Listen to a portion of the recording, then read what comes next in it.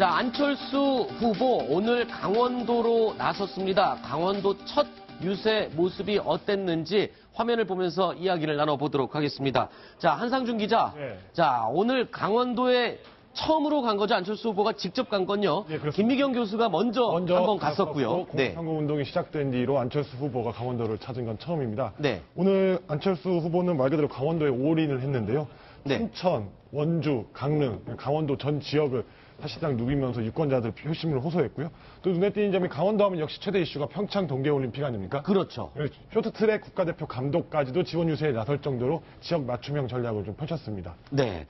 그런데 이 강원도 하면은 가장 북쪽과 가까운 휴전선과 인접한 지역이기 때문에 이 안보관이라는 부분이 굉장히 중요한 이슈예요. 그렇다면 지금 안철수 후보가 강원도를 직접 찾은 이유, 자, 막판에 이 시기에 강원도를 찾은 데는 어떤 전략적인 판단이 있지 않을까요? 그러니까 오늘 안철수 후보의 행보를 볼 때 저는 두 가지를 봐야 된다고 생각을 하는데요. 발과 말입니다. 발은 방금 황순우 앵커가 얘기한처럼 강원도 일대를 누비고 있는데 강원도에 가서 핵심적으로 한 유세의 워딩은 통합의 가교 역할을 하겠다라고 했습니다. 그러니까 직접적으로 안보를 부각시켜서 보수 표심에 호소하기보다는 보수층 일부 그리고 아직 그 유권 지지를 정하지 못한 무당층 혹은 중도층을 동시에 포용하겠다는 전략을 발과 말 두 가지에서 보여준 거라고 해석이 됩니다. 네.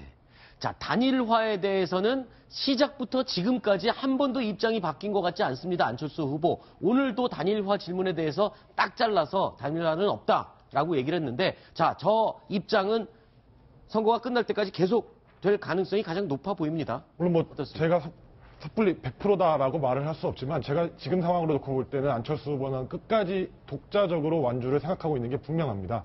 물론 선거라는 것이 마지막에 지지율 변동, 막판 추이에 따라 어떻게 바뀔지 모르겠지만 현재로서는 안철수 후보 그리고 후보 본인뿐만 아니라 주변에 있는 참모들조차도 단일화는 오히려 지지율이 낮아지는 요인이 된다라고 생각을 하고 있습니다. 그리고 끝까지 혼자서 완주하는 것이 안철수 후보가 뒤집기 혹은 당선 가능성을 높이는 길이다라고 보고 있다고 보여집니다. 네. 자, 그리고 여론조사 결과 저희가 이렇게 방송으로 보도해드릴 수 있는 날 며칠 안 남았습니다. 그런데 이 조사를 보면요.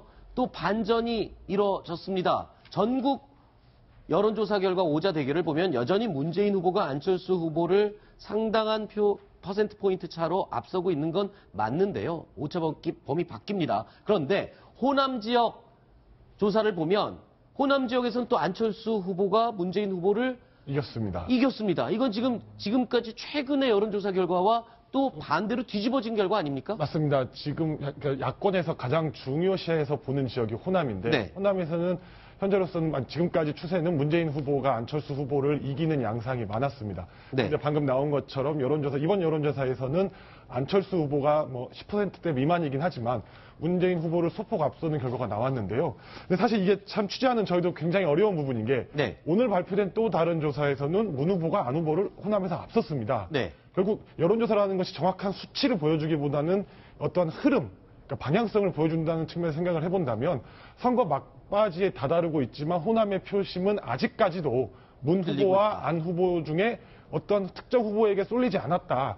이 정도의 해석은 공통적으로 나올 수 있을 것 같은데 현재 나오는 조사만 가지고 호남의 표심이 문 후보의 손을 들어줬다 혹은 안 후보의 손을 들어줬다라고 얘기하기에는 다소 좀 복잡한 양상이 아닌가 좀 보여집니다. 한상준 기자뿐만 아니라 우리 톱10에 출연하시는 여러 패널들이 대선일이 가까울수록 이 통계 자료, 조사 결과에 대해서 함부로 말을 못하고 있어요. 그러니까 되게 조심스러워질 수밖에 없는 게 이 조사 결과가 여러 개가 나오지만 상반되는 조사 결과들도 상당수 나오고 있거든요. 저도 참 어려운 부분이라 사실 양쪽 제가 출입하고 있는 민주당과 국민의당, 더불어민주당과 국민의당 담당자들에게 물어봐도 본인들도 여론조사 수치를 정확히 다 믿지는 않는다고 하더라고요. 근데 다만 여론조사의 방향성, 그러니까 이게 상승 추세인지 하락 추세인지 혹은 접전인지 벌어지는지 이 정도의 방향성을 보는데 좀 의의를 두지 않나 그렇게 좀 얘기를 많이 하는 모양입니다. 자, 그래서일까요? 이 호남 민심을 잡으러 안철수 후보 지원군을 파견했습니다. 자, 지원군 어떤 지원군이 호남으로 달려갔는지 영상으로 보시겠습니다.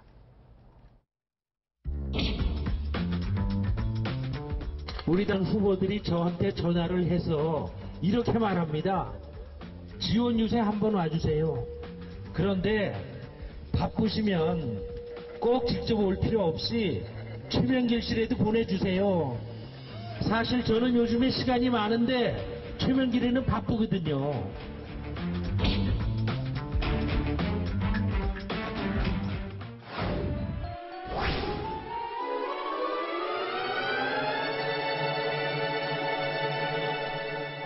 연설을 하시도록 하겠습니다. 찍을 땐 3번이요. 그렇습니다. 국민의당 창당 딱 1년 됐습니다. 작년에 국민의당 창당되고 나서 2월 전남의 국회의원 18. 아이고, 반갑습니다.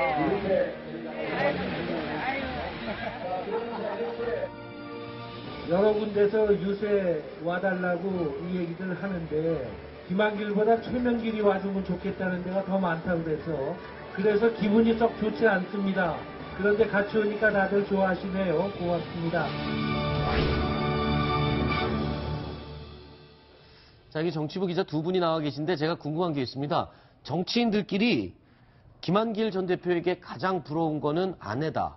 이런 얘기가 돈다고 그래요. 맞습니까? 도대체 유세장에서 얘기입니다. 최명길 씨의 인기가 어느 정도기 때문에 그런 말까지 나옵니까? 그러니까 정치인들에게 들어보면 유세할 때 가장 도움이 되는 게 인파를 끌어모으는 네. 사람들이 딱 쳐다보고 누구다 하고 달려가는 건데 네. 물론 문재인 후보나 안철수 후보처럼 후보 본인들은 많이 알려져 있으니 네. 당연히 후보 본인을 보고 가는 경우가 많은데 네. 그렇지 않은 후보가 아닌 다른 사람들이 갔을 때 보통 그래서 연예인들이 예전 네. 같으면 선거에 많이 동원되는 게 그렇죠. 사람들이 지나가다 보고 연예인이다 하고 가다 보면 자연스럽게 후보에 대해서 알리는 그런 효과가 네. 있는 건데 그런 면에서 본다면 최명길 씨가 굉장히 탁월하다고 합니다. 근데 단순히 최명길 씨가 얼굴만 비추는 정도가 아니라 아무래도 정치인의 아내로서 꽤 긴 시간을 보내왔기 때문에 네. 스킨십에도 굉장히 강하다고 해요. 그래서 예를 들어 지금 나오는 거지만 단순히 그냥 악수 한번 하고 끝나는 게 아니라 네. 시장을 다니면서도 꼭 눈을 마주치고 아. 예를 들어서 뭐 우리 남편을 부탁한다든지 네. 안철수 후보를 부탁한다든지 아니면 지난 4.13 총선 때 같은 경우 지난해 같은 경우에는 네. 지역을 돌면서 그 지역 후보의 이름을 다 얘기하면서 네. 꼭 좀 찍어달라고 하는 그런 스킨십이 굉장히 탁월하다고 하더라고요. 그렇군요. 그래서 부러워하는 겁니까, 정치인들이? 당연히 선거운동에 도움이 되니까. 네. 단순히 그게 답니까? 더 있는지는 저도 잘 모르겠습니다. 알겠습니다. 자, 그리고 오늘 또 관심을 받는 최명길이 또 있습니다. 다른 최명길입니다. 최명길 씨, 김한길 전 대표의 아내 최명길 말고, 자, 민주당을 탈당했던 최명길 의원, 내일 국민의당에 입당한다고 지금 소식이 들려오고 있는데, 이현주 의원보다 더 일찍 탈당을 했는데, 입당은 더 늦게 합니다. 이 이유가 따로 있나요? 사실 최명길 의원 같은 경우는 지난번 뉴스탑10에서 전화 연결도 했었지만 네. 탈당 당시에 가장 큰 이유는 역시 김종인 전 대표의 네. 지원이었습니다.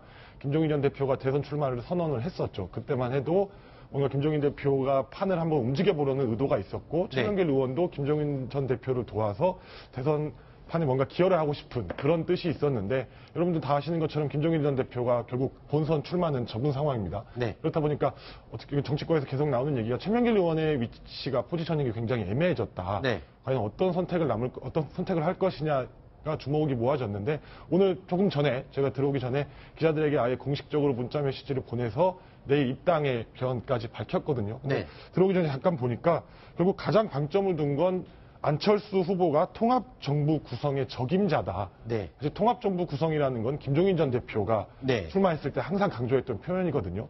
그러니까 김종인 전 대표가 직접 출마하지는 못했지만 네. 김종인 전 대표가 갖고자 했던 뜻, 이루고자 했던 의지를 안철수 후보를 도와 이루겠다는 그런 결심을 좀 세운 것 같습니다. 알겠습니다.